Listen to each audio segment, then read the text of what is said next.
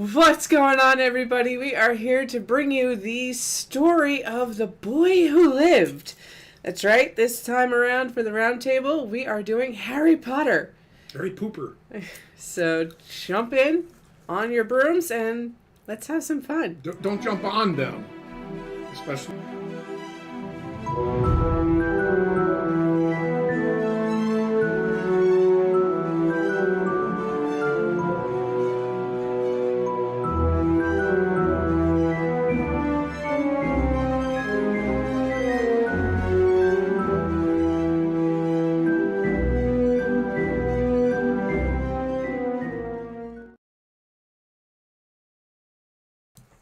And here we go, folks. An inaugural episode, and it's already starting off with a fucking bang because somebody can't keep their mouth shut.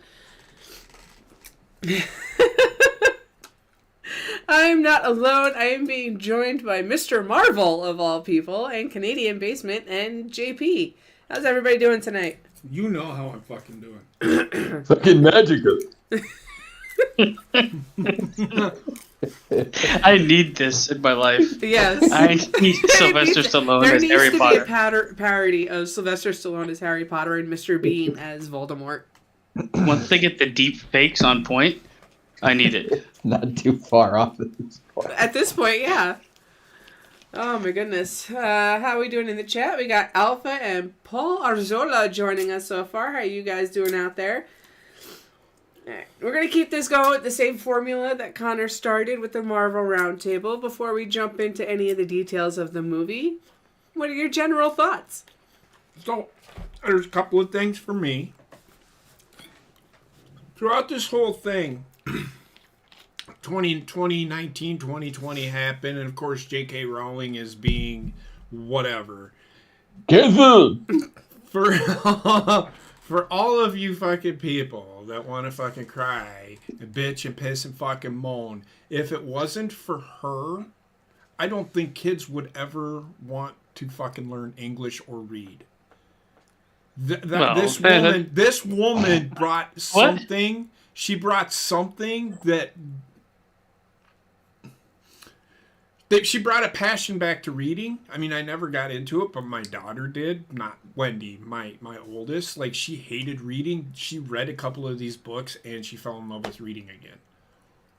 And because of J.K. Rowling. So, the whole thing, just so everybody knows, and I'll get to the Harry Potter thing, she is a huge advocate for everything that everybody's hating her for. So, shut the fuck up. But, so, the Harry Potter thing here, I love the story. Yes, and you all know me. Where's the realism in this? You can get lost. I got lost in it from the get-go. I was a huge... I'm not going to watch these movies. I'm not into this kind of thing. And once I seen The Order of the Phoenix, I'm like, I got to go back and watch the rest of these. And I did, and I enjoyed the shit out of them. Connor? The best shit ever. No. What's fun? So, what's funny is that, like, I've seen all the movies too, and I was wrong on the year. This wasn't made in '99. This was made in 2001. Still, we'll get into, I'm sure, the fucking visuals. Yes, it will be brought up. What I find interesting about this movie is, I feel like this is one of the first big spotlights feature films and series that really obviously has like a novel source material. So it's one of those ones where, I mean, now obviously we've seen movies made out of books tons of times. But this is one that had like a major spotlight because of kids, and obviously, like JP said, the influence. But as far as the movie itself goes, this one was intriguing because I know you guys, I kind of got a bit of a Disney vibe from it, and I mean that in the sense of the whimsical, magical, like, hey, this is this brand, a whole new world, like that whole like kind of like opening. It did. I'm not saying that in a bad way whatsoever. And I also got to applaud, and I know I'm more praising the story than I am in the book than I am the movie, but I also have to applaud them in the sense of like it's a great narrative piece to be able to introduce the audience into all this fucking lore drop in one fucking like sitting. And it's a lot to, like, take in a lot of information and stuff like that. But that being said, We obviously know it's a start of a series, so it's a little by the numbers in some cases. But I still overall enjoyed it, and there were a lot more celebrity cameos in this thing than I Really anticipated the first time. Yeah. Yep. So we'll get into that, but I still overall enjoyed it. It was a fun little romp. So I will say this right now. This is one thing that I forgot to add. The actors in this, none of them are huge actors except for maybe two of them being Alan Rickman and Richard Harris. The other ones in this movie, Maggie Smith, yes. She's and John Cleese. Yeah, but he's not in it like fucking overtly all the time. He's not I'm talking featured. about the main characters. The main characters are not huge names. I mean, they are now, but they weren't huge names when they started this. I mean, Robbie Coltrane, who plays Hagrid, was known, but he isn't huge.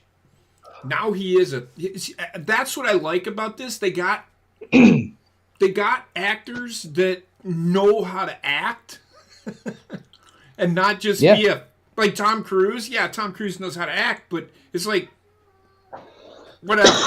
These guys can actually play the part that they're playing. But I just wanted to say there's no overtly huge star in this besides what they became. I just wanted to point that out. Basement, what about you? So I'm going to try to keep it as close to this movie as I can. Obviously, like everyone said, it's the start of what is a franchise.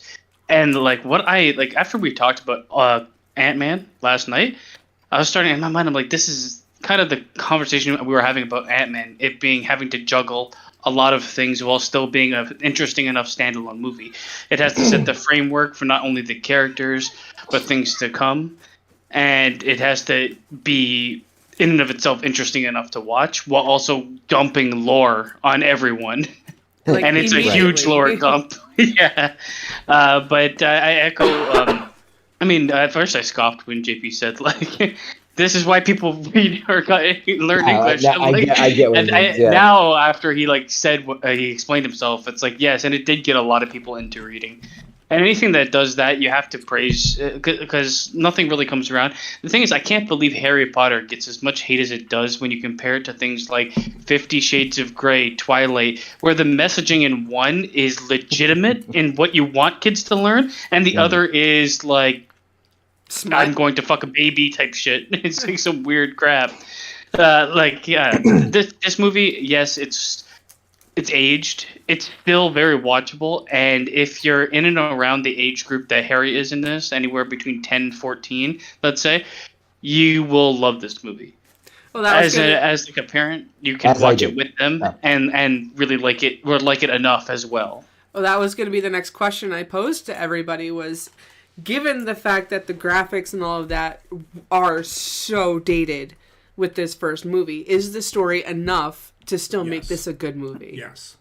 Yes. I think it is. Yeah. And I didn't mind. The movie, to me, I don't care for, I do like the CGI in some things, but the practical effects that they did in this movie were pretty good. The practical effects are amazing in this movie. There are certain things that they had to do. Yeah, any range of motion for a character, they CGI it. But and I'm gonna bring this up later, but the practical effects in the movie, anytime you see them and they're on display, they look insanely good. Oh yeah. And I wish we had more of them. And the fun fact is that I'm pretty sure as we go on, it's been a while since I've seen the later movies.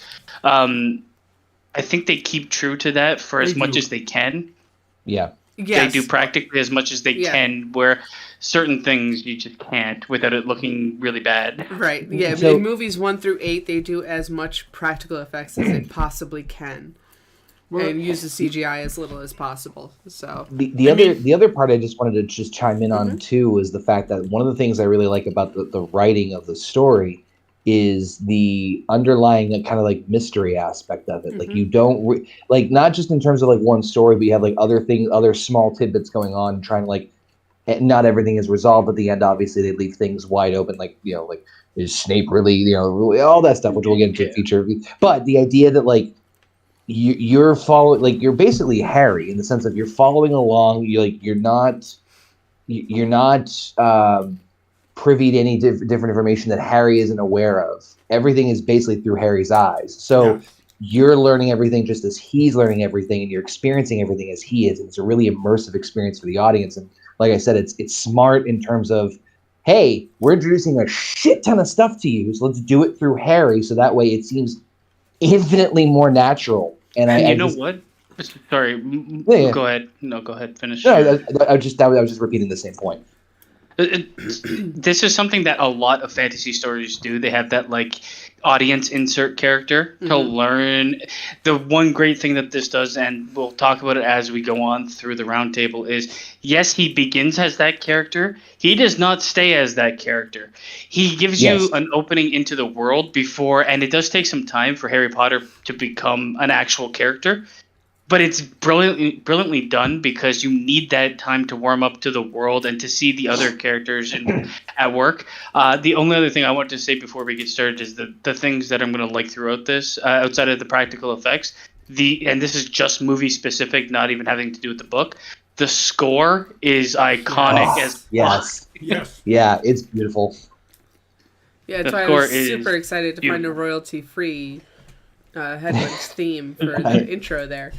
No, it's fucking hard, and I know we've already kind of poked a little bit at the CGI, but like, and I'll even say this too, like, score beautiful, certain scenery imagery, oh my god, yeah. The set is really good too. Yes, thank you. That's what I meant. Costume, set, score, all perfect. Like, oof, gorgeous. And CGI is a product of its age, and certain things you just could not do practically. I still think it holds up, and in fact, like at the beginning, there's I'll just say this real fast as they're manhandling Wendy. The one of my favorite little practical, or I should say practical, with CGI effects is when Monocle first transforms into the cat. Yes. Or from the cat to the witch in the flashback scene where like her shadow transforms. Mm-hmm. Fucking. It's a great way to show it, without showing it, you know. It's so smart. And it's also like you want to tease the fact that the audience knows it's magic but doesn't get to see the magic outright. Which is a good thing. Yeah, so let's get into this a bit here.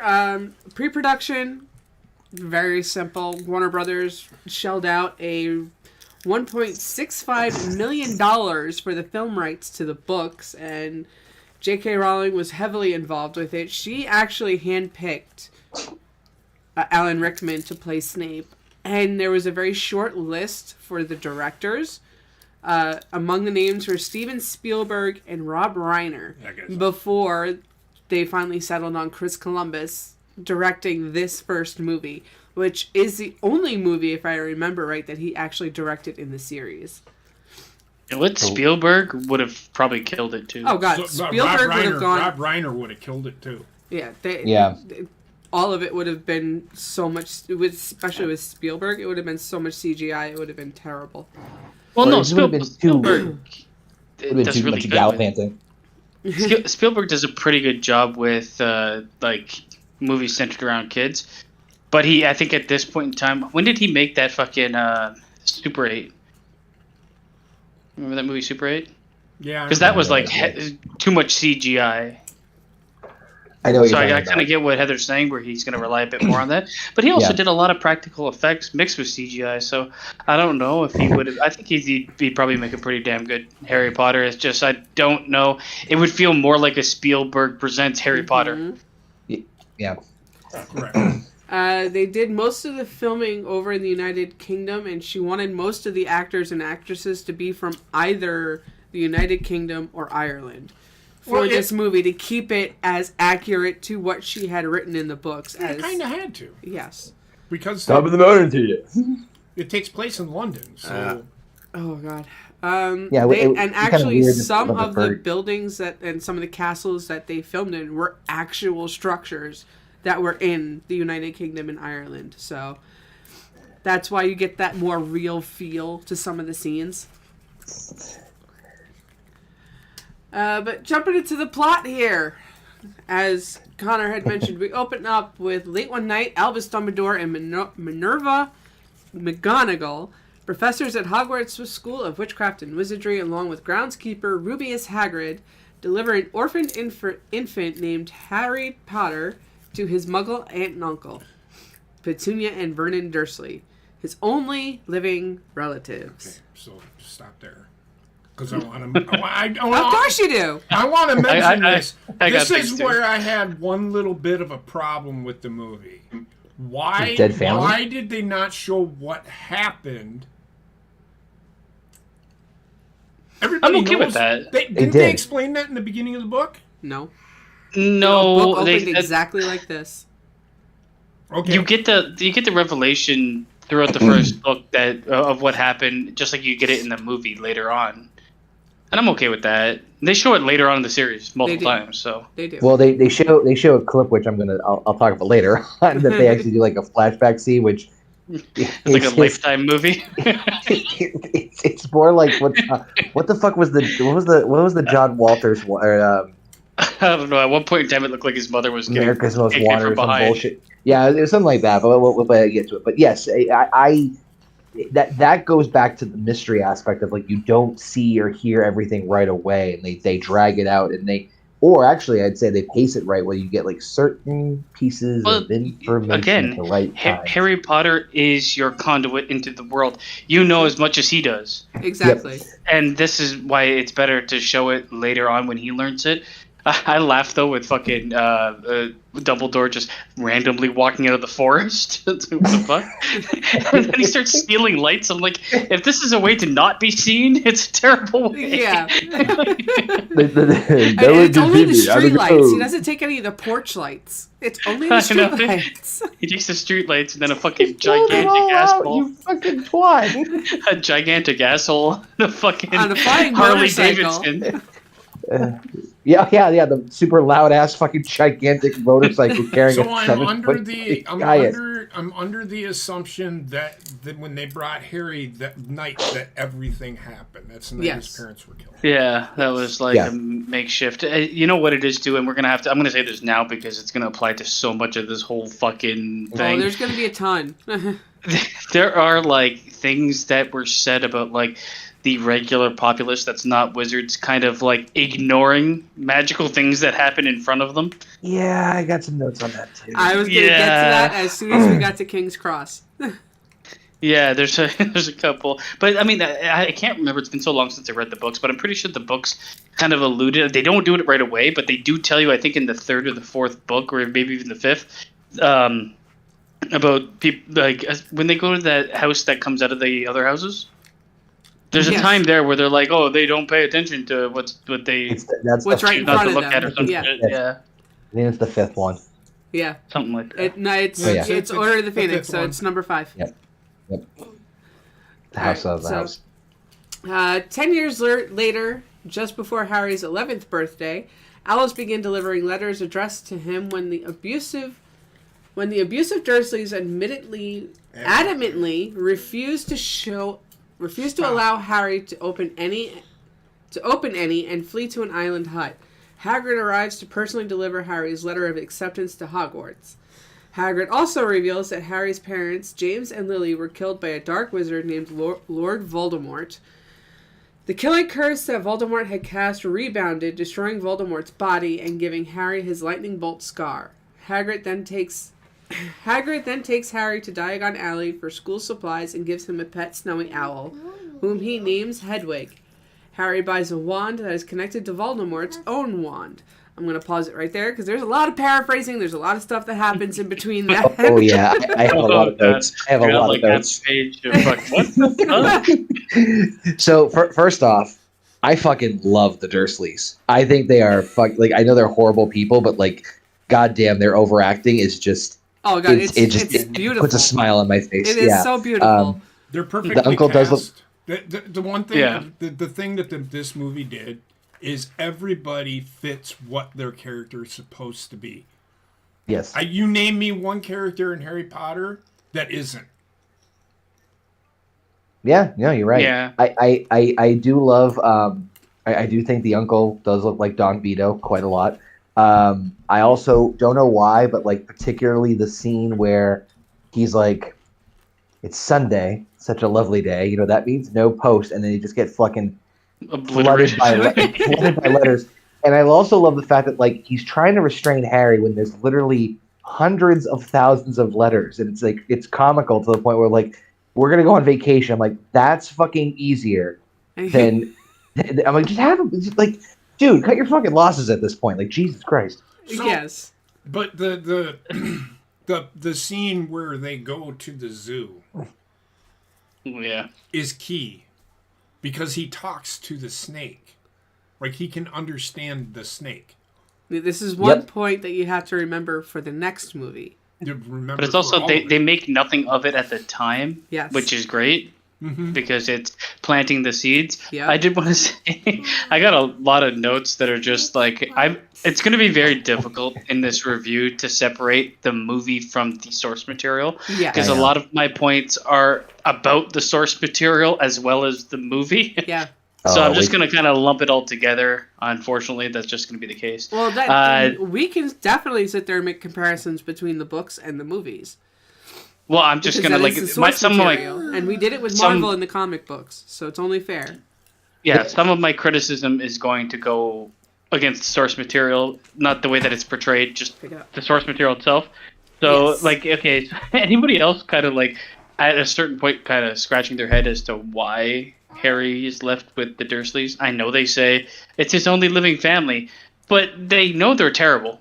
And like, just because he's gonna have hardships doesn't make him good. Doesn't mean that he's gonna end up good.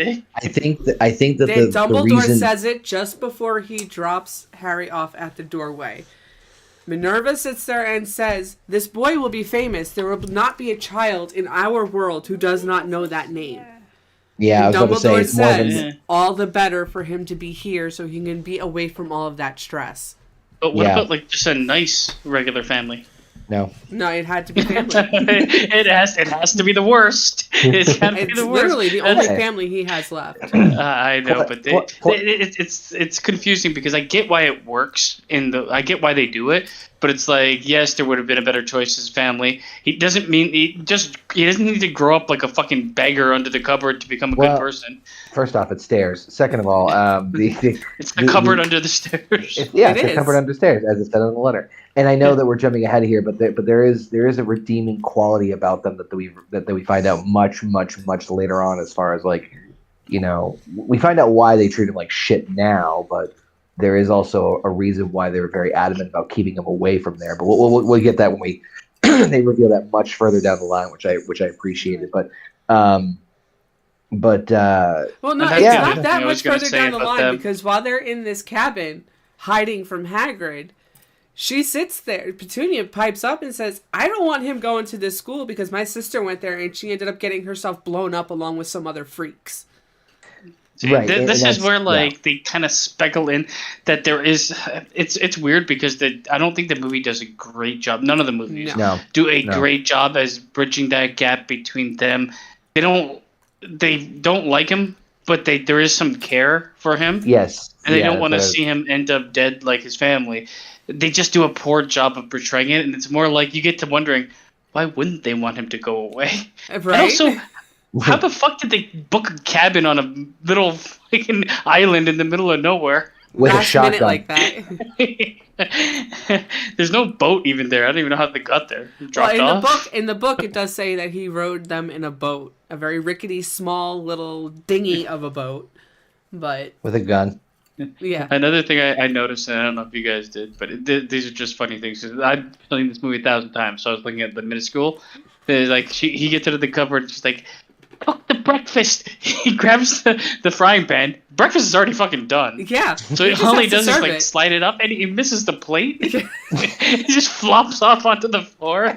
Like this guy's the Magic. worst. Fucking magic. By the way, I don't know if anybody else caught this, but like the uniform of the school kids when they went to visit the snake was all Slytherin. green. Yes, Yep. They weren't Slytherin. They had the dove of peace. they did. However, it is an Easter egg that they are Slytherin school children, just dressed as Muggles to conceal the fact that they are wizards and witches. Yeah, I got that. Did you also notice that Harry Potter, at this age, Man, he has a lot of Macaulay Culkin facial expressions. Oh my He god, does. yes. Fucking like the surprised eyes. I was like, oh my god, he's Macaulay Culkin part Give him 2. just give him some aftershave at this point. Right. All right.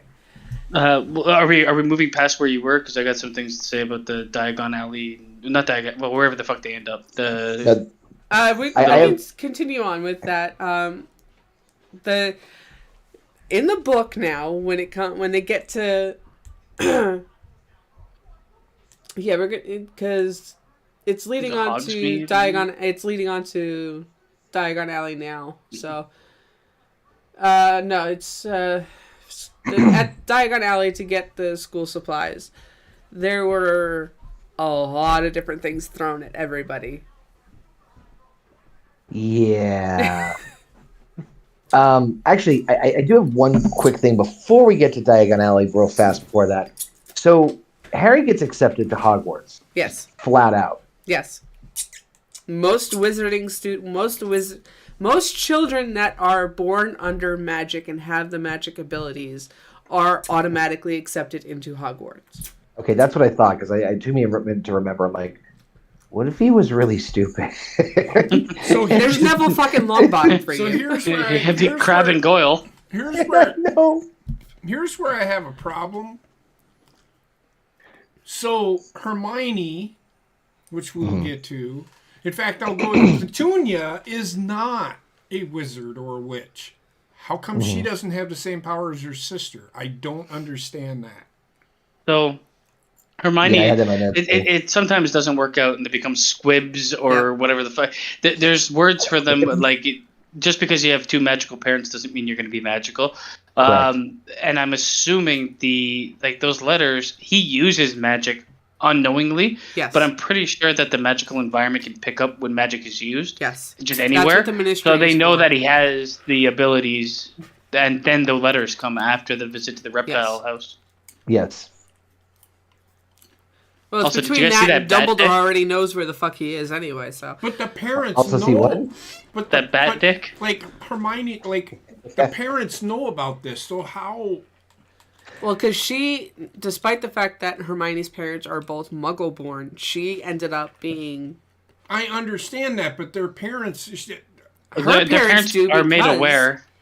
Yeah. Because They're of the made fact aware that of she her- is a witch or a wizard. I think you're. This is it gets into I'm the trying John to Wick explain it to you, territory. but you keep cutting me off. No, I'm trying. What I'm trying to say is, how in the fuck are the parents okay with her being a witch? Wouldn't they be like confused? What are they gonna do about and- Well, yes, they would be confused. However, when they see that there's a school for them, when they're both dentists and have both gone to like 12 million years of schooling, and she's a straight A student in her regular school. I was just I asking. think it's like there's some sort of I don't know, gift package, or they come to the house and they talk to them. This is what's happening with your kid. It's like, hey, all of a sudden my kid has autism, and they're gonna come talk to you about autism. It's like a It's puberty kind of the book. same fucking thing. Yeah. So I think it's also implied, if not here, definitely later on. I think it's implied that like Muggles, in a sense, or Muggle-born, can still have access to magic and master it if given the right tools and training. At least that's what is implied. It's I never think there's like a set out. level. It's not set out right, but there's a lot of like implication through various characters and training and actions. Mm-hmm. Hermione being one of them. Spectrum. God damn it. Okay. But anyway, so diagonally, That's the owls next are movie. fucking gorgeous in this. Yeah, that's true. The Owls are goblin, pretty. the goblin makeup is fucking incredible, Yes. man. Yeah, everything with Gringotts was done so fucking beautifully. I actually put that in my notes here too. That like again, visual set of the entire bank. Fucking just that's one of my that's one of my favorite ones. I remember when you were doing the game. I'm like, oh, it's just like in the movie book. My question is, why does the architecture look all fucked up? Magic. Hey, it's Yeah. magic in the fact that they're goblins, so they're underground most of the time. It's like that doesn't look like stand up, It's right? like the architect design came up a little short. None of the buildings on Diagon Alley look like they should be standing, okay? Let's make that very fucking clear. It's like fucking something out of Beetlejuice. Am I also the only one that thinks that though Hagrid's cool and everything, he is fucking terrible at everything he does? Yes. Except for raising animals. He's a terrible guide. Guy just fucks off randomly. He's like, "Oh, you just learned to you just learned to put magic? I gotta go. I'll be back. Oh, you don't know how to get to the Hogwarts Express? I gotta go." Oh, I have to make fucking notes. I have to go Look, now. the guy just dipped randomly. Well, that's also the point in the book where it's like he was running very late to meet up with Dumbledore to give him the package from Vault 713. And I get it from like a storytelling point of view. You Yes. want to go through it with the main character, and you need to have that. How's he going to get here next? Instead of being like, "Let me hold your hand through the entirety of it." Right. But it's also where we meet the Weasleys. So, Soulless bastards. oh my god. Oh, wait. I love the twins. Are you kidding me? Wait. I do have one other quick thing here. When he gets the wand, right, Yes. from Diagonally, I was like, that wand shop owner is very fucking familiar, and I couldn't put my finger on it. And I finally had to look it up. It's fucking John Hurt, which I remember it as the wonderful Chancellor from V for Vendetta, which I fucking love that movie. And I'm like, oh, it's the Chancellor. And I just love how in the end, when he picks up the wand, he's like, that wand had what was it? Like, there's a phoenix feather that gave birth to another wand that gave you that scar. Yeah, I love how the exact wording for it is the phoenix feather that is in this wand that phoenix only gave up one other feather, and that feather and that wand is what gave you that scar. Yeah, which is foretelling. As it's not everybody's. Now this is where I'm like, okay, so Harry's getting the same kind of wand that the bad guy's getting. Right, which I understand that, but the dialogue is fucking. He goes He took like such a he's like, roundabout way to tell him. Terrible like- things, but great things. That's He's like exactly what he yanking himself off at the same time. he was like that wand meant to a man who did great things, but terrible. Yes. But great nonetheless. It's like, Jesus Christ, dude, calm Make up down. your mind. You want to suck him up for what? I do more with wands than just make them. Apparently so. Oh my god. But yeah, I also have here Hagrid is Batman, just disappearing when giving Harry the train ticket. Like, just turns around, he's fucking gone. I love how Hagrid was there to protect him, and then just gone. He just Yeah. comes back with an owl. Guess what, bitch? I got Harry ice cream Potter's and feathers. Yeah. So here's go ahead.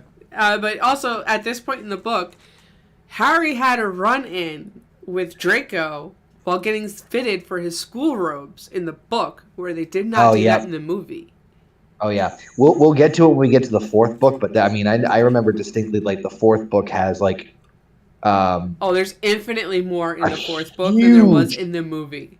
yeah, there's a huge chunk missing from the maze that they do. I remember that much distinctly because I remember watching the movie. I'm like, What the fuck is this? Run for 3 feet Well, and I then think it's over. basically, it was just like The maze was terrible. instant transmission, just gone. So I think, and when we get to that, I think the reason why they did that was just get to the point of what they needed to. Yeah, no, They I spent get too it. much time on the relationships because Twilight. Yeah. Right. But anywho, 9 3/4 platform. How the fuck does no one see people walking through a goddamn brick wall? They choose to not see it. Yep. See, Well, and people are fucking that's where retarded. in the book they clearly say that they have to wait and be sure that nobody is looking before they do. Whereas in the movie, they just fuck it, let's go. I was about to say, there's literally somebody watching. fucking what I brick wall. found- There's What literally somebody that walks right behind Fred and George after they run in. What I found funny, and it was pretty good, was Harry walks up to the conductor and he goes, "Can you tell me where platform 9 3/4 is?" And he goes, "You're trying to be funny, are you?" I did like that. I found that. I'm like, I get it. It was good. I enjoyed that because now the humans don't know what's going on. I also do like the way that this is the introduction into, like, Harry's first like support system outside of Hagrid. Yes. Like Hagrid, like obviously holding his hand, and now he has someone who is essentially a peer of his equal and his first like actual friend in Ron.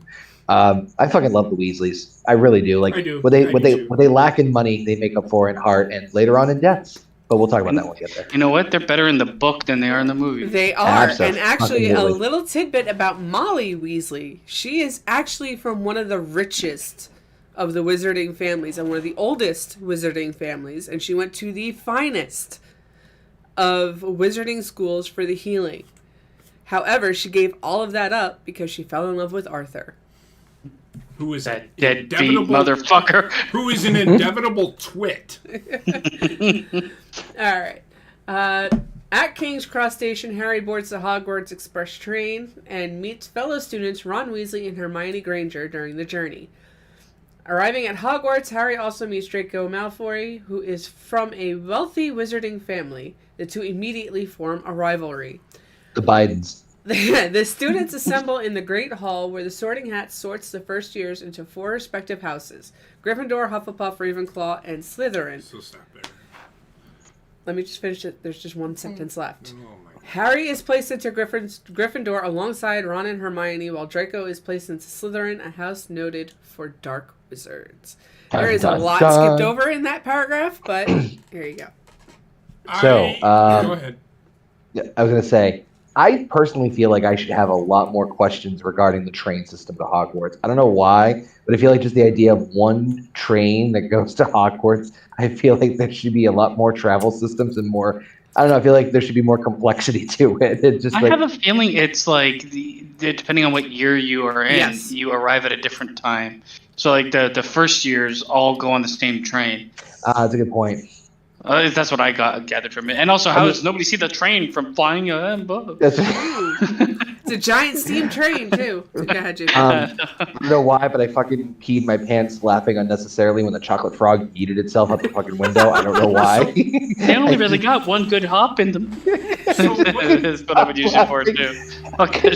Fucking chocolate frog suicidal. It's just fucking so stupid. I do remember. I want to bring up, but I do remember from the pitch meeting when it's like, so Harry buys all the chocolate, depriving all the other children of chocolate on the train. So yes, He's just a fucking bitch. That's why. so apparently his parents had left him gold, Yes. which means Yeah. he was pretty rich. Oh, fucking life insurance policy in Hogwarts is big.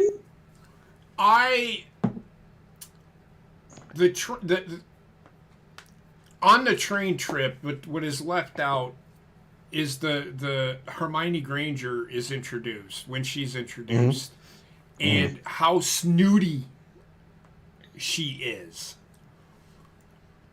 Her intellect. I mean, she's very intelligent. You can tell that, but she's. I like it. He said Ron's getting ready to do A spell that his a brothers spell. had taught him on Scabbers, the rat. She was to going to turn him yellow. He was going to turn him yellow. And she comes in. So I'm just going to do a spell, and she's like, "All right, then let's see it." And he does it, and he does it, and it doesn't work. And then she's just like, I can't even remember what was said because I was going to watch it today, but I had stuff to do. But What she had said, it doesn't seem like a very good spell now, does it? I've been practicing on my own time, and I've just seemed to do the simple spells. Like this one, Oculus Repairus. yeah, and she repairs Harry's glasses. And Yep. what you will find in these movies is that they get to Hogwarts in different ways.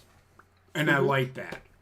Yeah. Oh no, right, and I understand that. I was just saying is that like I feel like the train system. I feel like there should be more complication to it. But you're right. Like as we'll see next year. The train is the start of the year, and then they have the Threstrals, and they have boats that go in as well. The Thestrals are 5, right? Yeah. They ride the train. Well, Harry and Ron get there by car in episode 2. In episode 3, they ride the train. Back of the Clones. Episode 4, I don't remember how they get there. Train, I think. They always train by travel train by most of the the time. train. It's how they get from the train station to Hogwarts, which is really neat. Sometimes I don't think they show it all the They time. don't. They don't No, show they it all don't. the time, no. It's 'Cause why just would they need sometimes to? because once we get to the 5th year, the shit's really hitting the fan. So Well, we know in the sixth year is the last year that Harry goes to school. Spoilers. Well, that's not necessarily true. The Sorting Hat scene is pretty Anyway. good. He does The go back to Sorting school. Hat scene I really enjoyed, especially the interaction between Harry and Draco. Draco. Whatever. Draco Heather. Biden.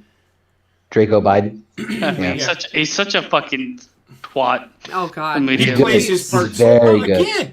Again, great Character. And these kids are like young, Yeah. and they do so well at what they do. To echo JP's point, like he's right in the sense of like the characters, not one-dimensional, but you get what they're about pretty quickly, and their impression is relatively. I mean, there's more complexities as we get further onto it, especially with characters that are there longer. But like, yeah, you like it's the same thing. You're exposing a lot. There's a lot of exposition across the fucking board. So to like really like hammer in these details of these characters like Draco, it's like cool, awesome. 2 seconds, he's a dick. Got it. Moving on. I like the one-dimensional aspect because it fits the actual who this movie is geared towards. It's geared towards 12-year-olds, 11-year-olds. You know, they need to latch on to a feeling that's easily felt, and then later on they will build upon them. Did you guys the first part of Dumbledore's speech is like, if you go on the 3rd floor, terrible death. It's like this is a school with 11-year-olds in it. Oh, it's not With even moving that. staircases. It's not even just that. If you go up to the 3rd floor on the right side, that's oddly specific. He's like, go to the 3rd floor. Dude, that's my fucking drum set. So going back to the Sorting Hat scene, they call Hermione Granger. Didn't they call Hermione Granger first? Yes. And she went up there, and JP. she's like, "What?" JP, what was the order in which he was announcing people? Because I couldn't fucking figure that out. I was like, this is not alphabetical. This has nothing to do with anything I could think. That was where they veered off from the book again. In the book, they actually did go alphabetical, but they went from Z to A in the book. But so they had to get to the point because they couldn't spend all fucking day fucking at the Sorting Hat scene. So, Hermione Granger goes up there and she's like that relaxed, breathe, and she gets up there, she gets under there, she's Gryffindor. Then was it Ron Weasley or Draco? It was Draco first. It was Draco, and then it was. Then it was Ron, and then it was Harry. It was some random girl, then Ron. But so when Draco goes up there, he doesn't even put the fucking hat. She doesn't even put the fucking hat on him. And he screams Slytherin. Slytherin. So one question I have that about note here, Slytherin, actually. So one question I have about Slytherin is why, if they're a teacher, they're dark arts people, why are they teaching them? I wouldn't want to teach bad people how to fucking. Well, no, it's not just that they tend to be more dark arts people. It's just that's how the hat happened to be drawn. There are people that are Slytherin, like Slughorn, who are not inherently evil. Okay. This is the problem that the movie does when portraying the houses. They portray Slytherin as just automatically evil kids. Yeah. It's like it's really not supposed to be that. They're supposed to be superior in certain things, and some of those things can be portrayed more evil or can lean to evil tendencies or whatever. But like the Sorting Hat doesn't even touch his head. It might as well shout from across the room, "Cunt!" Yes. Right. But then Ron gets on there, and the Sorting Hat knows who he is. Oh, it's another Weasley. Gryffindor. And then Harry gets on there, and he says, "I don't want to be Slytherin. Don't want to be Slytherin." And the hat responds, "Don't want to be Slytherin, eh?" That's foreshadowing. Well, right. Yeah. And I did have a note there that I do remember this from the book, that like the way the book described it was there was more of a conflict between Harry and the hat. Yes. Like there's a little more back and forth. We know why. In the book, the hat actually falls down to here on all of the students, and they see nothing but blackness.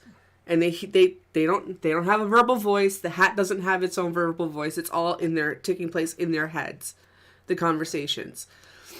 And when it comes to Harry's turn with the hat, he's instantly, I will go into any house but Slytherin. I don't want to be in Slytherin. Not Slytherin the hats, but great things can come from you if you go in Slytherin. And But you know Wyatt struggles with him because he's also like part of him is in the embodiment of Voldemort. yes. Which we find out later on. Way later. Spoilers! Spoilers if you haven't seen this franchise from 10,000 years ago. But yes, that's also why he got the wand that he got, because he's tied with Voldemort through that. Yeah. So with that conversation with the Sorting Hat and Harry in the book, it's much more involved, and it's much more of a struggle for the Hat to decide, all right, fine, I will put you in Gryffindor. Ready to move on? I mean, those are two big scenes. There's nothing more to add to it. I mean, I could say that the CGI for the hat looks a bit wild. Especially like the shading on their faces. It was borderline claymation. Yeah. You know what it looked like? Fucking thingy from Nightmare Before Christmas. Yeah. Oh my god, yes. Oh my god. All right. As Harry studies magic, he learns more about his parents and Voldemort. Harry's natural talent for broomstick flying gets him recruited as the youngest ever seeker for Gryffindor's Quidditch team in a century. While returning to the Gryffindor common room, the staircases change paths, leading Harry, Ron, and Hermione to the third floor, which is forbidden to students. Third floor, right side. In case you forgot. There they discover a giant three-headed dog named Fluffy. On Halloween, Ron insults Hermione after she shows off in Charms class. Upset, she spends the afternoon crying in the girls' bathroom. That evening, a giant marauding troll enters it, but Harry and Ron save Hermione, and the three make up and become close friends after Hermione takes the blame for the incident by claiming she went looking for the troll.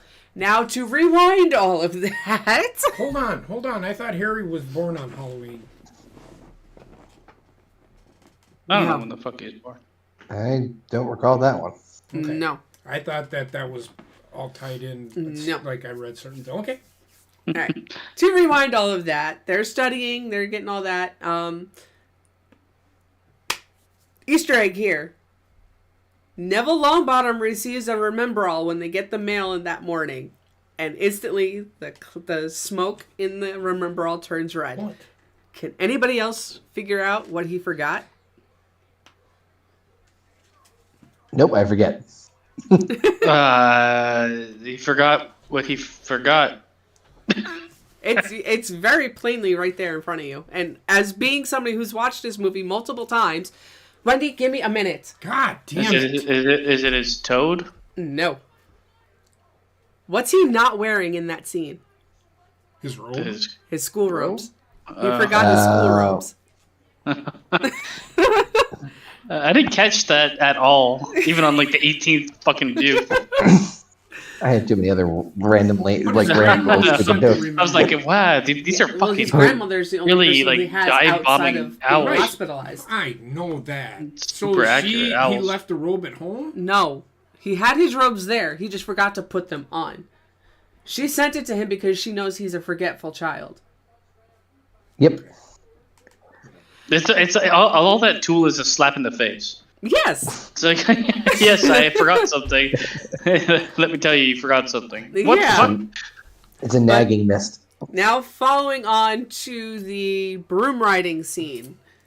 Oh boy. This is there's so much problems. There are so many problems with this. Neville dropping the Remembrall, Draco picking it up, and they go off flying in the air, trying to catch it all and all that. Yeah. So outside of the CGI and shit, what the fuck is going on? Because like the teacher is prepared to let every kid die. Yeah. Okay. Yeah. I was gonna say. I know. First of all, no fucking helmets. Like no you would think helmets. at the very, No, nothing. you would think at the very least there'd be fucking helmets, but like I love. I have a note here. I love when they call it broomsticks. That if you notice when they're all lined up, that some of them in the background are just flopping around like fucking flaccid penises. They are.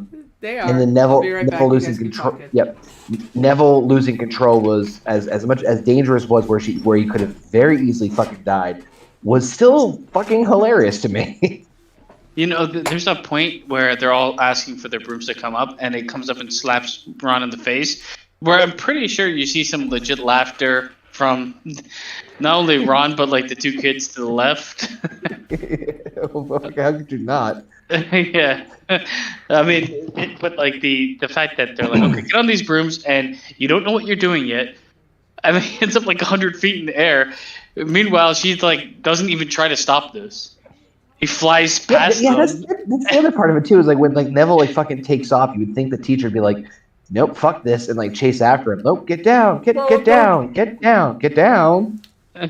He does get down eventually, and I mean, if he didn't hit those snags, the teacher's not there though. The teacher's not there though, so she doesn't know what's going on. Oh, she's there the whole time. No, she's not. Neville? She only leaves when Neville breaks his arm. Because Neville broke his arm. She took Neville. That's afterwards. I'm talking about Neville. I'm not talking about like Harry and. So Neville lost control of the broom. He flies all over the place, and she doesn't stop it. And then he falls off the broom at 100 feet. Stop it unless you're on the broom. No, they can arrest people's movement. They have the spell. Well, either way, I thought you were talking about when Harry and Draco were doing their. Oh no! I'm talking about Neville himself. Like he's flying around like about to die, and she's like, "Stop!" And then you know when he falls and he like hits the snag twice. Yeah. The whole kids are like right there, and she's still running up to it. Like, where the fuck did she go? She was willing to let this kid die. Negative 10 points for Gryffindor. Why? But also, man, this is where I started to like. All of a sudden, all I heard was like sexual innuendos. You're gonna grab it by its shaft, grip it firm, and ride it tight. It's like, it was the teacher's eyes that did that for me. But this is where Harry then he gets the remembrall. McGonagall sees it. She comes out, and Harry thinks he's in trouble. Because in the book, it's written that McGonagall is walking out as if she has fire in her eyes, staring at Harry. But of course, unlike any teacher, and I had teachers do this to me where I was doing something that I shouldn't have been doing, and teacher would be like, "You come here now," or like a parent-like type deal thing. It was. I enjoyed that scene. You just prefer to go to the Defense Against Dark Arts class and pull out Oliver Wood. I found you a seeker! It's like Michael J. Fox playing the guitar in Back to the Future. You're going to need to hear this. Yes. For that time you were listening for, just listen to this. I can't hear it. It's a fucking phone 500 feet away. But it's proven that she is like a huge fan of the Quidditch game, yeah. Yeah. I do like the introduction of the Quidditch game. The Quidditch game it's something that could actually happen. It makes no sense. Just not on brooms. It makes no sense. It's a game that you could actually physically play, like on a field. With basement on this one. The rules don't make any sense. Well, there's one particular rule. Yeah. The rule that is paramount, that trumps everything, doesn't make any sense. Otherwise, it's like football. You could literally have the worst fucking team on God's green earth, but if you have a great seeker, you're fine. Yeah. So exactly. Vice versa. The problem with it is if it was a real thing, there would actually be a timer on the game. Yeah, they don't have a timer. Find the seeker by a certain time, whatever the final score is, the final score is. But also, like at some point in time. So say you're up. I don't know if I don't think there's a point limit. It just ends when the snitch gets caught, right? If the snitch gets caught, you automatically. The other team, it's been going on for 7 hours. The other team's up 300. A3. They catch the snitch and they still lose. Yeah. Oh my god, that would be.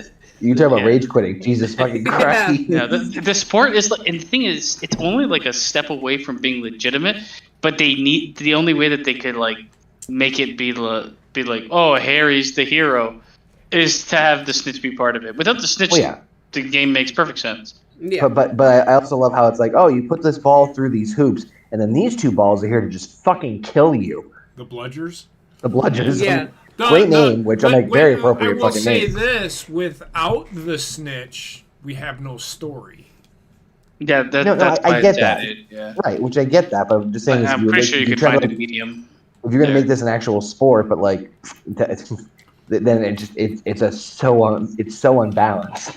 Yes. Because like I just Yeah. said, I mean, you okay, can have so a like shitty I said, team. like I said, if this was to be a legitimate sport, really, Heather, I'm waiting for you to be done. the timer, there would have to be a timer, like in football Yeah, there or would be in more shit. soccer or in hockey or whatever. There have to be a timer. Yeah, That's all I'm saying. agreed. I mean, But also, All the of- end of this Quidditch game is another foreshadowing point for the last movie. It's another Easter egg for the last movie. yeah, that's true. That's true. It's important for where they go. But like Oliver Wood comes out and he's like, after he looks at Harry. I mean, you could always make it like some sort of gay fan fiction. He looks at Harry in the eyes like, "You'd make a fair beater, Harry." No, I'm still enamored by his fucking his pep talk before it. Nervous, Harry? Yeah, just a bit. No, don't worry. I was nervous my first game too. Did you win? I don't remember. Got hit by a beater and woke up a week later in the hospital. Is he the guy that gets knocked out in the game? Not in this one, The but next one. in I think the 6th one. No, the 4th one. We'll I get think it's there. the next No, one. the 3rd one. I The feel 3rd like, I one. feel like after the second movie, the guy is not around anymore. Yeah, he's in the 3rd one. And I killed him in a game of Quidditch. I think he graduates and disappears. Yeah, something That's like It how- that. had the Dementors. It's the I broke his neck over a seeker. I mean, or over a snitch. He found a fair beater. Yeah. I beat him hard. The troll fight scene. Professor Quirrell breaking into the fucking Great Hall. Troll! Died In the laughing. dungeon! Thought you ought to know. Boom. Defense Can I against say- the dark arts teacher, and he's fainting at a mountain troll. Foreshadow. I like Quirrell's actor, to be Yes. very honest with you. I thought he played the role very. Again, it's the trope of like one characteristic of this character to get who that person is, to just get like to get the movie / story moving at a good pace. But I actually liked him. But yeah, I died laughing. It's like, thought you should know. It reminded me of fucking what do you call it? Monty Python. Message for you, sir. Yeah. He acts like a damsel in distress. Yeah, He does, that's what he's a supposed. lot. Yeah, that's the, yeah. We did, before we get to the troll, I think this happens, at least in my notes it's first. Professor Flitwick, which I know is Warwick what's his Davis. face, the actor. He sounds exactly like fucking Heimerdinger from Yes. Arcane. Yes, he does. It was Oh fucking yeah, my yes, brain yes, when I heard it. yes. I'm like, oh my god, did he do the job? I didn't know We he need did. more Arcane in our lives. Bring back Arcane. Soon, So soon. It's coming next year. the CGI troll doesn't look that great, but there is a prosthetic troll that they use in some shots for like his feet, and when he passes it on the ground, that looks incredibly good. Yes. I didn't And- think the troll was horrible, but good. All the damage he does looks good. Like, it's real, right? Yes. Yes. So like everything that they surround, like, it's not terrible, but it's not like, you can definitely see that it stands out as not being there. A bit, yeah. The When they CGI is- show the full body of him, yes, absolutely. well, when they have Harry on top of him, fucking turning into Neo from the Matrix, Yeah. just flopping around like a rubber man. It's like, this is It's super shiny for some reason. It's a bit much. But, Another little yeah. Easter egg in this scene when when the troll is holding Harry upside down, makeup forgot to put the scar on his forehead. Oh God. But I love it. this also goes to Hermione proving how much more of a freaking twat she can be. She's giving Ron lessons, swish and flick, while her life is in fucking mortal danger. I feel like that's not the only time This she says that fucking to him. bitch. I also found it fucking hilarious. I'm still trying to wrap my head around how they award and take away points. In There's- this Yes. fucking school, You know there's no fucking. it's There is no arbitrary. rhyme or reason Yeah, of behind course. it, but I I know it would have been incredibly difficult for them to do it, but I am disappointed that they did not have the giant hourglasses with the gemstones of the house colors that showed the points. Or even add it in like a background scene of somebody doing something stupid and be like 5 points. Just make it a bit more like, because it leads into like the competitive nature of the school. It's just like it comes off arbitrary in the movie because it just seems to be thrown around randomly. Yeah. Agreed.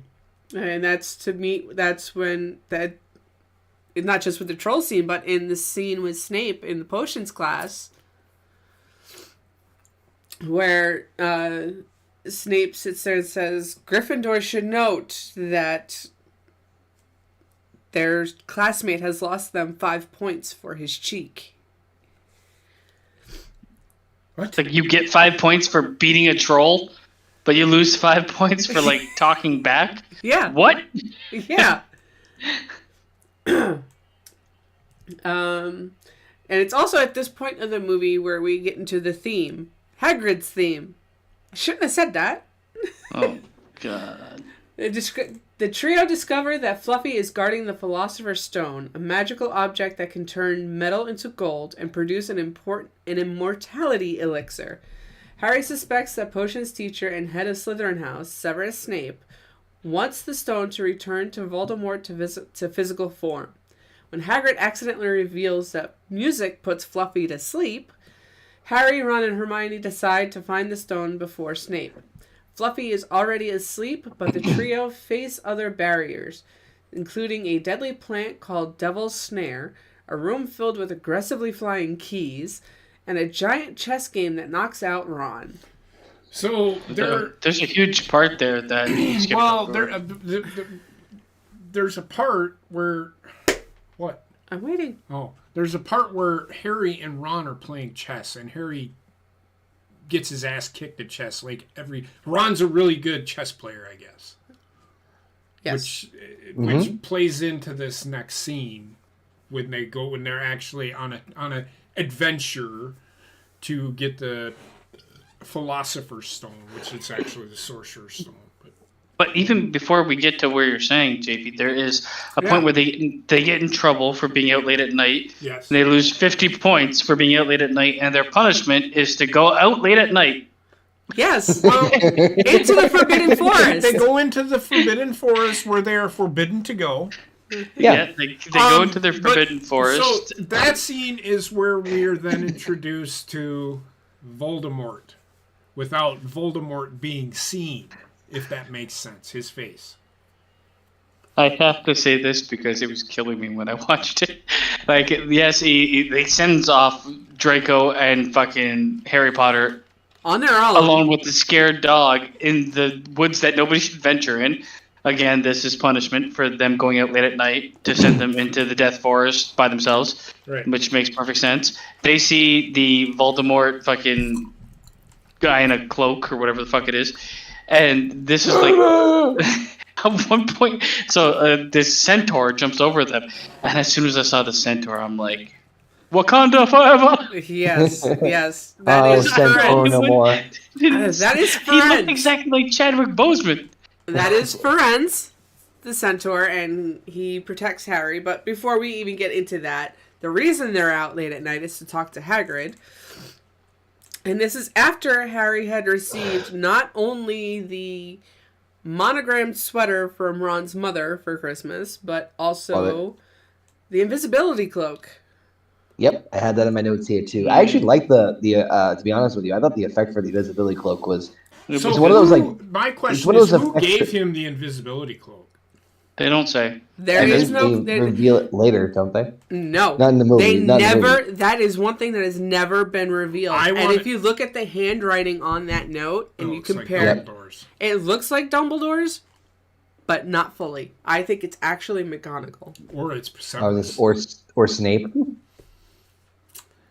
We'll never find out. Yeah, it's one thing that's never been revealed. Which is okay, because not everything needs to be revealed. It's just like, leave it to your imagination. I like it. So I don't even know what happened first anymore because it kind of all melts together. But the last thing I want to say about the forest is when they find out he's eating unicorn blood and he runs away, he like flies up really cheaply into like the sky. I was like, I must very go now. My balloon planet ghost Peace. it's very kinda spirit of effect. Halloween. So I have two things I just want to note real quick before we blend into like the last part of this. But like the first is, like the CGI has been hit or miss on some parts. I understand that, it's fine. It's 2001 CGI. But like the invisibility cloak, I actually really like because I feel like it's one of those like it's the practical, not practical, but it's like a special effect that like It's you're very not simple. like yes, and it looks good. It's not right. It's not. It's really hard to fuck it up for what you're trying to pull off with it. So I appreciate that. Now this is the part that I'm a little head scratching in because this is part of when I was trying to rewatch it. I didn't get fully to rewatch the entirety of the movie, but I'm trying to remember this big part here. So Hagrid took the Philosopher's Stone from the vault at the beginning of the movie, right? Yes. Mm-hmm. Why? Because It was Dumbledore told. wanted it. Dumbledore. Why? Because he had a feeling that there was something going on. Because, again, the Order of the Take it out of Phoenix... the vault. Well, no, he doesn't believe no. Gringotts to be as safe as Yes. Okay. Hogwarts. Yes. Because at this point, the Order of the Phoenix is still actually a thing. It's just not mentioned. It's being run by Molly, Arthur, Dumbledore. Severus. No, Severus is in prison. Remus, and a few others that are part of the Aurors. That's still a thing, and they're still having rumblings of the Death Eaters and all of those people. Still like trying to find Voldemort and trying to find ways to bring him back. So Dumbledore tells Hagrid, "You know what? You're going that way anyway. Grab it, bring it back to the school. We'll protect it here." So Okay. I was gonna say this. It was one thing. I'm like, I can't remember if they ever fucking fully explained this or not. Like, why would they take it out of a fucking vault if they're gonna? Let's bring it to a school where a easily sleepable dog can fucking guard this goddamn. Well, it know wasn't what? just the dog. It was the dog, and in the book, it was the Devil's Snare. It was also, there was a section to do with potions, Yes, I where remember you had that. to mix certain potions so you could walk through fire. So Yeah, And Take and that then then it the was Wizard's that chess was- game and the it was keys. it was hidden in the mirror of Iris said, Yes, and I just laughed because spell it backwards. What is it? Ira said. Decree. What? Said? It's the mirror of desire. Oh God. And the like full term that's on the mirror in I think in the books, I don't know if it's in the movies, is like you'll find what you speak but not what you desire or some shit like that. Like and it's all You'll find backwards. what you desire, but not gain what you seek, or something like that. Yeah, something like that, but it's all backwards. I'm Yes. like, this fucking shit is getting to me. This is what we got for calling Gable El Bag. Yes. What I've been preparing for. Now, there's another thing with them going into the forest and Hagrid being upset about not having his dragon anymore because he had won a dragon egg off of a strange Irishman at the pub. In the book, the school has no fucking clue that the dragon is actually there. Because Harry, Hermione, and Ron all figure out a way to get Norbert out of there through Ron's brother Charlie, who is studying dragons in Romania, out of the school premises before school authorities actually find out about it. Well, I like what they did in the movie though because it gave Hagrid his character. I think they would have done the other if they knew where the books went. Yeah. Because they do involve the character of Charlie a bit more later on, and you kind of need the reference earlier. But I'm still not against what they did in the movie because in that capsule, it makes total sense. Right. Yeah. But with that scene though, it's oh bless him, he knows his mommy. It's just like, how is this dude alive right now? It's a lot of people. Big. And like, I mean, in Harry Potter's universe, like giants are like almost indestructible. Like spells bounce off them. Yeah, they're almost indestructible, and they are so fucking weak-minded as well. Yeah. Well, what I do like is, I'll go back to the beginning when Hagrid meets Harry. He said, "Don't tell anybody that I did that magic trick because I'm not supposed to do magic." Which we find out later on with Chamber of Secrets why he's not supposed to. Yeah. By the way, real quick on Hagrid, can I just say that his entrance when he like showed up on the movie, like knocking on the door, I would have shit my pants. Yes. Between the door collapsing, his fucking size, I would have just like absolutely just voided everything in my system. Robbie Coltrane was a fucking huge dude in life in itself, so they did not have to edit much with that. Well, he just recently in real life passed away. I know. Like a couple months sad. ago. I saw this on IMDb trivia for like people that put their names forward for roles, but were like refused because they weren't from England or Britain or whatever. Right. For Hagrid, it was Robin Williams. No. I mean, he would have done the voice part and like the character itself, right? But he would not have been imposing in size enough for me. Well, they're gonna make him. I know they would do it, but I would still know it's Robin Williams, and I would know he's not that big. He was almost too famous for the part. Yes. Like Robbie Coltrane is famous, but he's more like famous in a specific part of the world. Not everybody in the world knew Robin Williams at that point. Yes. You know. Yeah. So. So I still think you probably do okay. It's just no. Yeah. Right.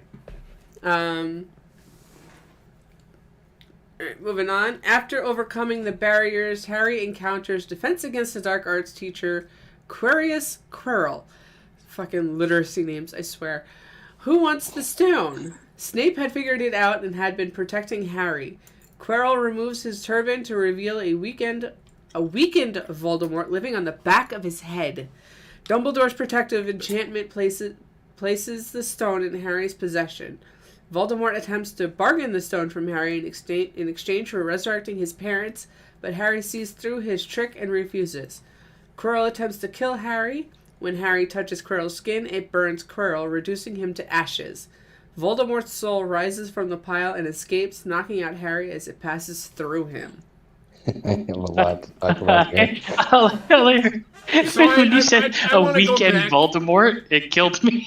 A weekend Voldemort? I'm off work, bro. Well, yep, I'm a part-time parent, got divorce separation, I do want to go back to the wizard's chest.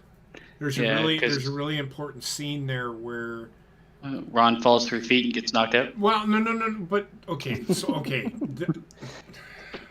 You know how to fucking ruin it.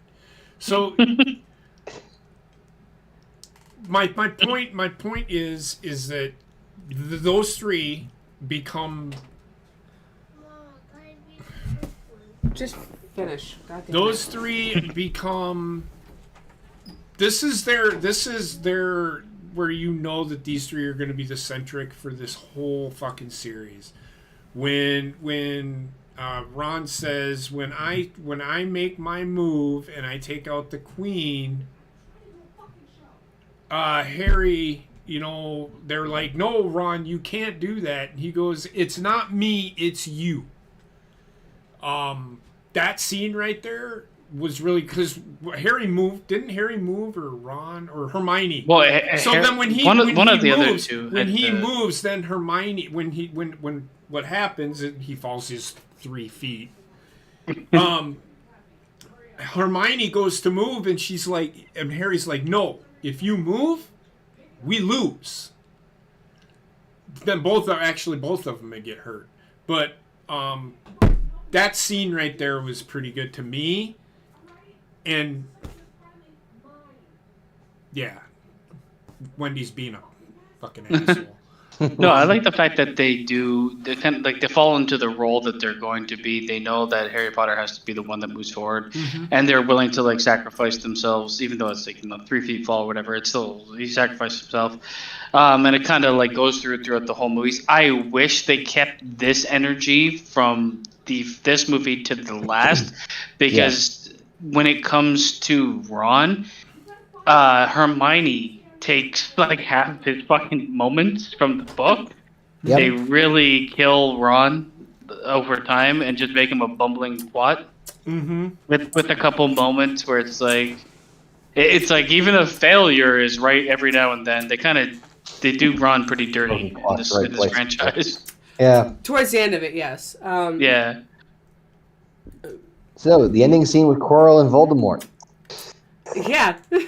Oh, okay. So again, this is me going off of memory. Yes. Can someone remind me why, when Harry touched him, he like disintegrated? He explains it. I couldn't. Dumbledore explains it at the very end. When his mother sacrificed herself to protect Harry, it put a spell on Harry that was a protection spell that makes it that Voldemort himself cannot, or anything that he is attached to, cannot touch Harry. Which is why it's a big deal in the fourth movie when we get the Voldemort rebirth. Yeah. One of the first things he does is he touches his forehead, and it hurts Harry, but it does nothing to him. It hurts him too, but not as severely as when we get there, it's because he took Harry's blood. Right, and I understood I knew there was a reason, I just couldn't remember what the actual reason was. That being said, doesn't Quirrell choke Harry beforehand? Yes, and he burns his hands. And he says, Master, what kind of power is this that I cannot touch him? Yes. I thought it was Harry grabbed him. No, Harry eventually grabs his face and disintegrates him. He realizes that he can't touch him, and then he just touches his face, and then he disintegrates. Which at 11 years old. Which also is another Easter egg for this movie. Harry does not cast a single spell in this movie. Huh. Well, does he not? No. Well, he trained. He does his little wand movements, I think, doesn't he? In that class with unless you want to... They never show it. They never show it. They show Ron going like this, and then Hermione doing it, and then they show Seamus sitting next to Harry trying to do it, and Harry's just sitting there holding the wand. Harry's getting ready to do it, and then Seamus explodes his wand. It explodes his feather. I was going to say, unless you want to count the snake tank at the beginning, but if you don't, then he doesn't cast it. It just happens. I was about to say, exactly. It's a technicality, but yeah, no, Heather's right.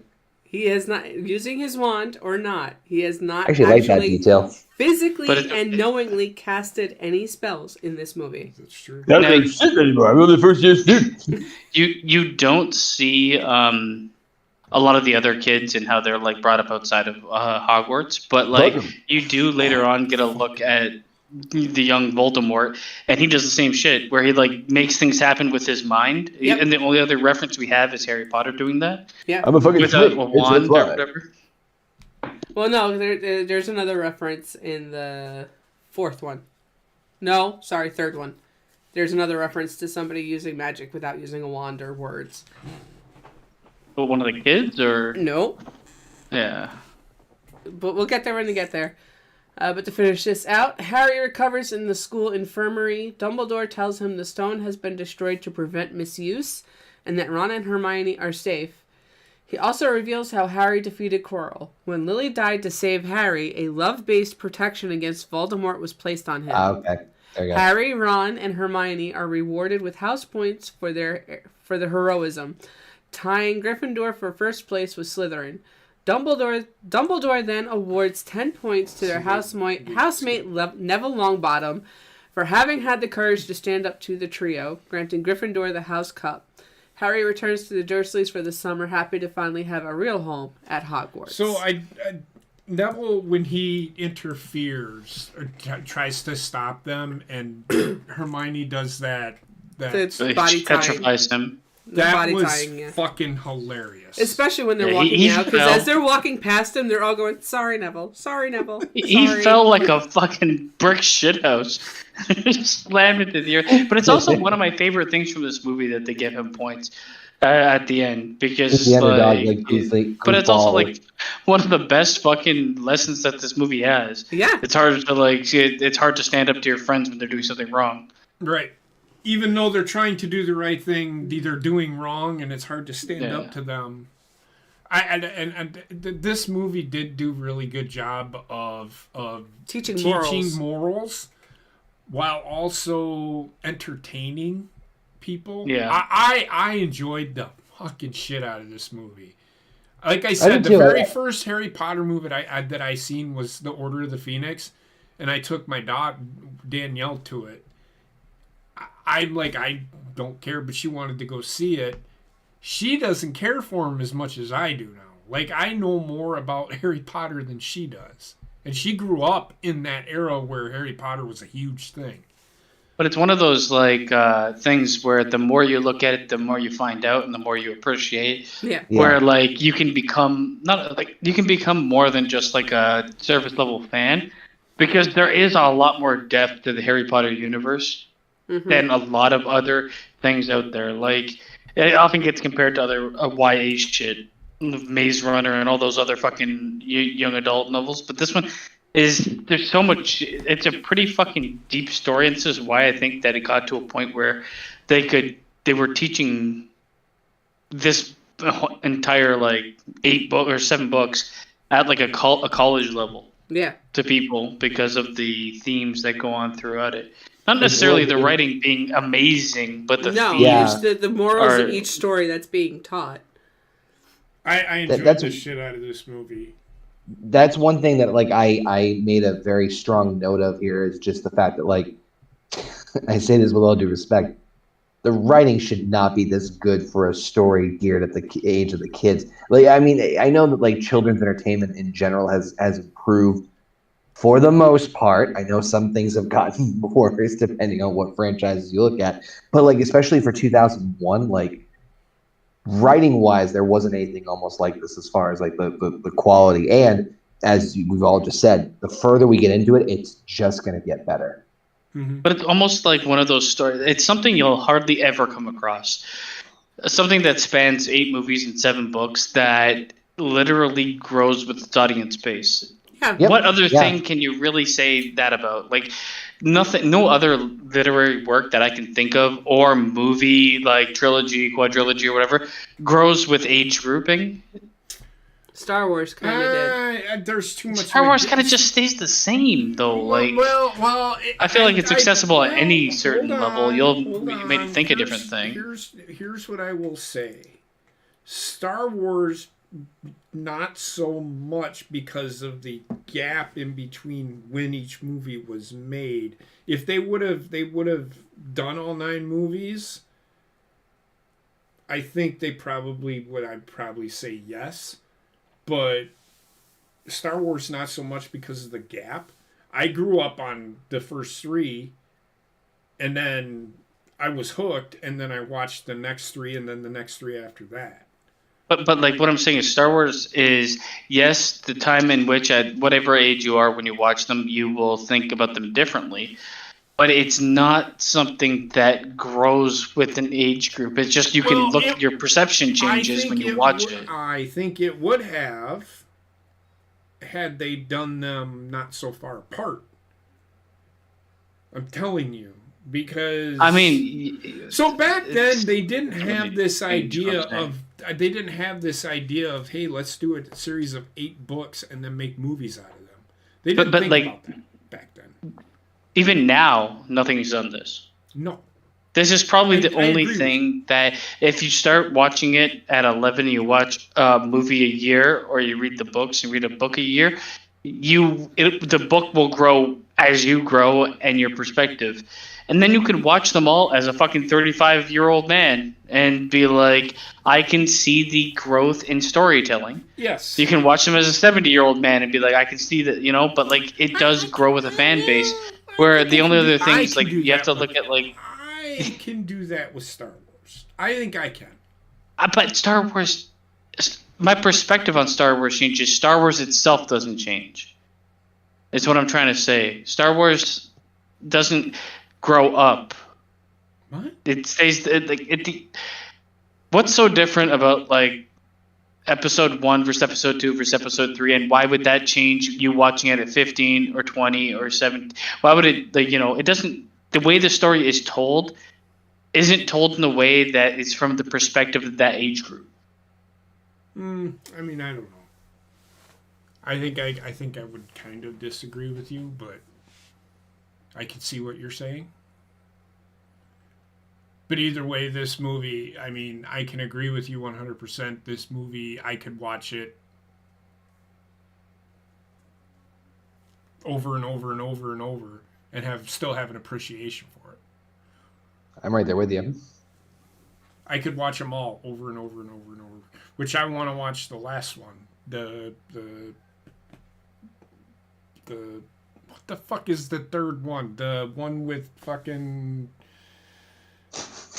Fantastic Beasts. The third one in that series. You're looking at me like I'm fucking crazy. Yeah, I don't care as much it's for that. The Crimes of Grindelwald. I don't either. It's okay. Give me the Brats. To be honest, I watched just the first one, and I left watching it being like, I actually, but it okay, I guess. But it tells the story of Dumbledore and Grindelwald. It tells the story of Dumbledore. I don't mind it. Well, the first one doesn't tell the story of shit. It tells the first one. It tells the story of the people involved in it, and it's so meandering. Heather, what I mean after you rewatching it, how did you feel after revisiting this movie? After I don't know how long it's been for you to see since you've seen / read all this stuff. Since, the Harry Potter expert. I felt the same as when I watched it the first time. I mean, it's something that's fantastical. It's going to take me away from the regular world, and it's going to make me feel like a kid again. If there's a rainy day, I will turn on Harry Potter. I get that. I turn on the later movies, though. I don't know. I like watching. He has to watch them in sequence, or he doesn't feel right.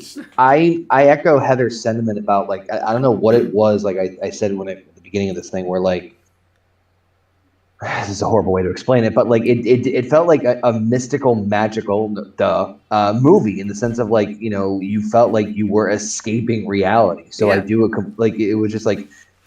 Come like you ever seen those like Disney commercials where they fucking hype up?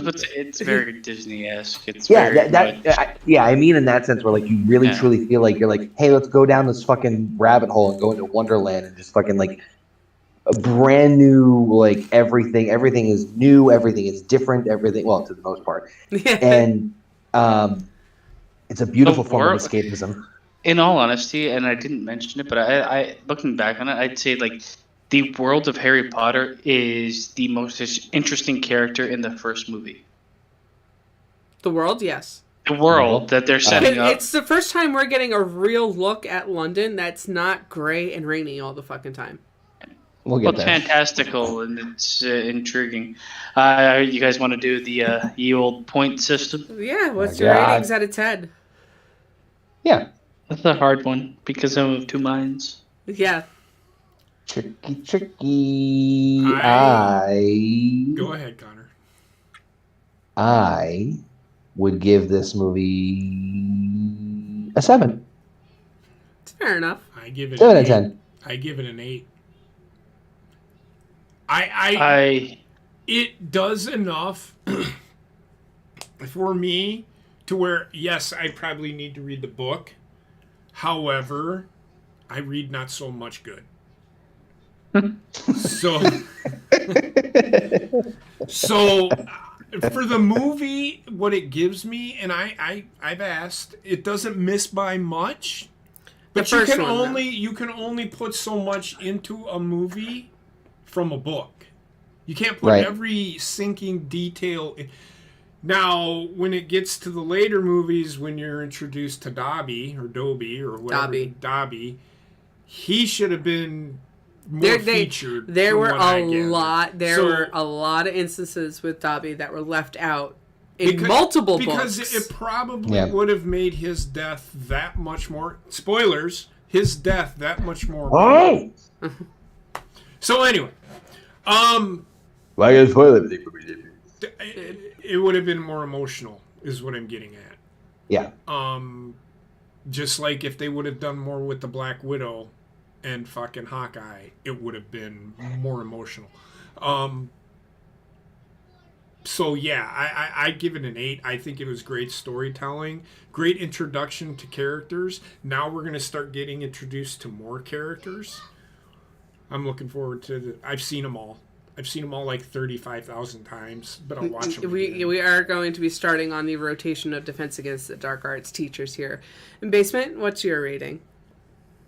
This is a weird one because there's a rating I'm going to give it, but there's a rating it deserves as an adaptation. Mm-hmm. And as an adaptation, it does a very good job. It's probably like an 8.5 on the adaptation scale for book to movie.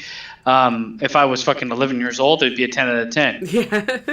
But me looking at it today and reviewing it, it's not a perfect movie. There are several problems with it. Of course. It's the groundwork for something that's to come, and you do have to. Though the acting is good, you do have to. It's kids, and there's always going to be the trouble with that. I'm with Connor. I'm going to give this one a 7 out of 10. The one thing I will last little tidbit I wanted to throw in there too was that it follows a similar pattern. Marvel shit. Since we just did Marvel, all the Marvel stuff. One thing that it's going to do well is that it's going to establish the key players now, so that you can build off of, or if you wanted to change anything about them, or showcase their journey or experience their journey of change, you now have your foundation. Now you can really start to go fucking stir crazy with and this is why everything when we hit the crescendo of the final film was going to be so fucking heavy and impactful, because we've built this up over 7-8 years, 7-8 films. 7 books, to the point where now it's the slow burn. We're like JP said, we are going to introduce other characters to bounce foil off of that will be rotating through a little bit, but you're going to be able to build off of not even just like Ron, Harry, and Hermione, but other characters you're going to just slowly build up to where just everything is just going to fucking crescendo, kind of like how they did with we're going to introduce all these Marvel characters, and here comes Thanos, and just everything is just This is the build to end game kind of thing, but I also want to though I give it a 7 out of 10, I like the movie a lot. It's just this is my least favorite Harry Potter movie, and it's because I read the books, and it's because they just get better in my mind. That's kind of where I'm in the same I boat don't with you, the second one as much as the first, but I kind of find them pretty similar in rating. But after that, it's just like fuck. Right. Yeah, after that, the shit just hits the fan, and it does not stop. In a good way. Yeah. In a good way. But that's what about you, Heather? I'm out. Right. That Jay Pizzle. Yeah. Peace out. For me, I am, along with you guys, I am a 7.58 out of 10 for this movie. Yes, the CGI is extremely dated for what we have been given in today's world with these movies. But the story of itself is a good enough adaptation to keep this being a good movie for another 30, 50 years. Agreed. That it's going to be around. And as we get going on with this, there's going to be some great things going on with some of these actors and actresses that are children that some adults can't even fucking do. And I'm really looking forward to it. But yeah. This is like a rough spot too, because we've reviewed a lot of movies on this channel. Yes. And I don't want to make it a comparison point. This 7 on Harry Potter is not equivalent to a 7 on Marvel. No. It's just I'm looking at it as a whole, and this is the start of the adventure. If this was just the standalone Harry Potter movie, we never know what happens afterwards. We'll never get to see. Then my score would drop. Yes. But I get it. I know where they're going, and I know what they're setting up, and I know why they're doing what they're doing. So it's a 7 in the grand scheme. For me. I completely agree. But with that being said, that's everything for this week. Join us again next week as we continue on this journey and find out a little bit more about the boy who lived in the Chamber of Secrets. Hidden secret. There's going to be some scheduling changing going on with the channel here. We already know that No Bucks Given is staying on Sunday nights now. And we got the round table here, sticking on Mondays. Everything else is up in the air at the moment because lives are changing. Fuck yeah. So that's why you got to be subscribed and have the notification bell clicked on. So this way you never miss a thing for us here. And we shall see you again very, very soon. Have a good night, folks. Hogwarts for life.